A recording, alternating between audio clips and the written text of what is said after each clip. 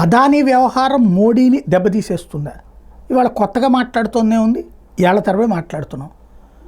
America వాడు case పెట్టాడు కాబట్టి మోడీని తీసుకెళ్లి జైల్లో పెట్టేస్తారు. అవుతుందా? జరుగుతుందా? ఇదివరకు రఫేల్, ఇప్పుడు అదానీ. జోక్ ఏంటంటే లంచం ఇస్తాం నేరమైంది, లంచం తీసుకోవడం నేరం కావట్లేదు. అది పక్కన పెడదాం.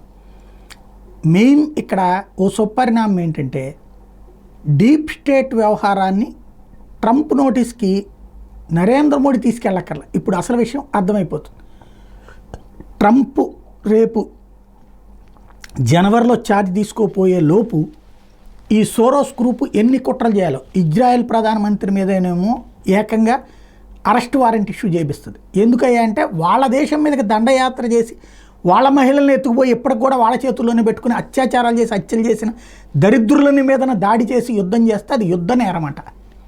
అది అవతల భూభాగం ఆక్రమించుకున్నట్టంట. ఇక్కడికి వచ్చి చంపేసి పోతే కూడా ఇది దుర్మార్గం కాదట. ఇది ఐక్యరాజ్య సమితి అనుబంధంగా ఉన్నటువంటి ఇంటర్నేషనల్ క్రిమినల్ కోర్టు పెడుతుంది. అట్లాగే ఇప్పుడు అదాని పెట్టుబడులు పెట్టింది మన దేశంలో, అదే సందర్భంలో ఒప్పందాలు చేసుకుంది మన దేశంలో.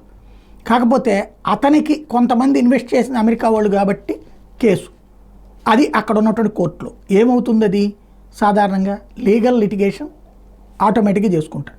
కానీ ఈ సోరోస్ టీం, ఈ డీప్ స్టేట్ టీం ఎలాంటి కుట్రలు పన్నుతోందో వేరేగా చెప్పక్కర్లేకుండా ట్రంప్కి తెలిసింది. కాబట్టి రాబోయేటటువంటి రోజుల్లో ఈ యాంటీ సోరోస్ గ్రూప్ ట్రంప్ కూడా ఎలన్ మస్క్ అయినా కథ మారుతుంది.